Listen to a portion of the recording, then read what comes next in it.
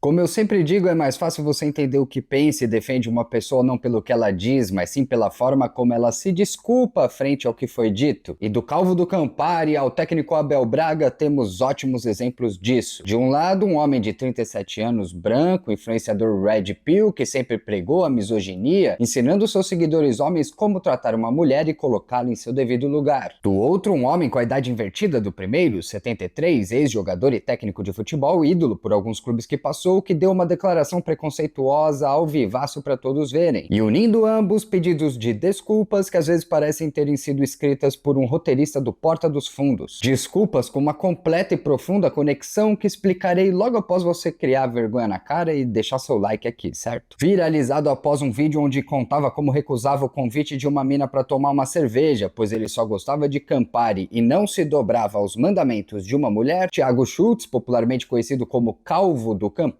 foi detido na madrugada do último sábado após ser acusado de agressão e tentativa de estupro pela companheira. Solto após audiência de custódia, se defendeu seus perfis na rede social através de um vídeo onde admite ter problema com álcool, quem diria, né, Calvo do Campari, mas alegou que foi agredido primeiro e apenas revidou, afirmando ainda que o descontrole da sua ex se deu pois ele queria terminar com ela, que era perdidamente apaixonada por ele, de um ponto que fugia até da curva, segundo ele próprio. De quebra, sabe-se lá por quê, contou que o sexo entre eles era muito intenso, acalorado e selvagem, tendo ele que recusar às vezes as procuras dela e disse que não postava prints que comprovavam isso para não expor essa outra personalidade da moça. E aqui já abro um parênteses para deixar bem claro que, ô Calvo, não há outra personalidade nenhuma, o nome disso é intimidade. Casais fazem amor e seus pais não o fizeram quando estavam em um desvio de personalidade, né? Já no caso do chilique do Abel Braga, por causa de uma camisa rosa, conseguiu piorar ainda mais na entrevista coletiva após derrota do Internacional, dizendo que perdeu um filho de 19 anos e quem perde um filho não tem como ser homofóbico.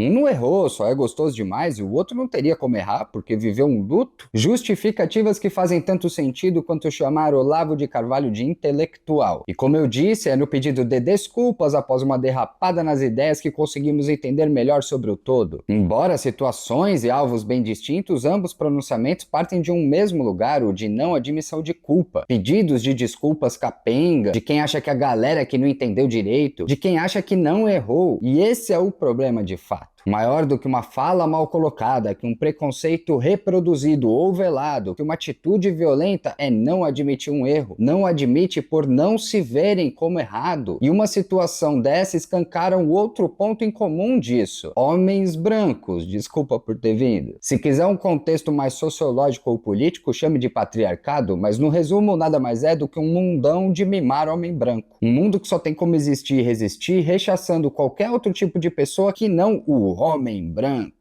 Em 15 de outubro de 1827, por exemplo, Dom Pedro I decidiu baixar uma lei para construir escolas em todo o país. Mas existia uma distinção no ensino para meninos e meninas. A geometria ensinada para meninos era substituída por prendas domésticas para as meninas, como costura e bordado. Enquanto os garotos tinham noções gerais de economia, as meninas seria restrita à economia doméstica. Administrar bem a despensa da casa, saber fazer uma feira, como gerir gastos com empregados. E só em 1971, aos 54 anos, é que oficialmente acabou a diferença de ensino por gênero, sendo também excluída a educação de economia doméstica para mulheres, em uma mudança que só foi começar a ser adotada mesmo mais ali na década de 80. Sendo o ensino a base de qualquer sociedade, aqui fica evidente como até pouquíssimos anos atrás era escancarada a ideia de quanto os homens eram preparados para ocupar os lugares de destaque na sociedade e as mulheres ficava restrito o lugar de dona de casa, mães, reprodutoras. Não à toa um dos discursos homofóbicos mais reproduzidos seja de que gays não podem procriar, né? Para um homem branco, ao qual o mundo foi moldado para ser dado de bandeja, enquanto uma mulher é útil apenas como mãe de seus filhos, gays são descartáveis por não poderem ter um. Uma lógica que mistura um tanto de teoria red pill e homofobia, do calvo ao técnico. Os preconceitos sempre se disfarçam de moralismo, de defesa do sagrado, do correto, mas no fundo apenas são a defesa de um status quo, uma defesa de privilégios. E no fim, tanto o machismo quanto a homofobia, o racismo, racismo, o capacitismo, a xenofobia, a intolerância religiosa e tantos outros tipos menores de luta, na verdade se revelam parte de uma mesma lógica muito maior, que tem a ver com a estrutura da sociedade, uma estrutura moldada por e para homens brancos que promovem preconceitos ao mesmo tempo que criam políticas públicas, sempre voltadas a manter o homem branco em sua posição incontestável. Tão incontestável que um rosa ou um não são masculinamente inaceitáveis. Então que essa estrutura capitalista e burguesa caia. É nóis.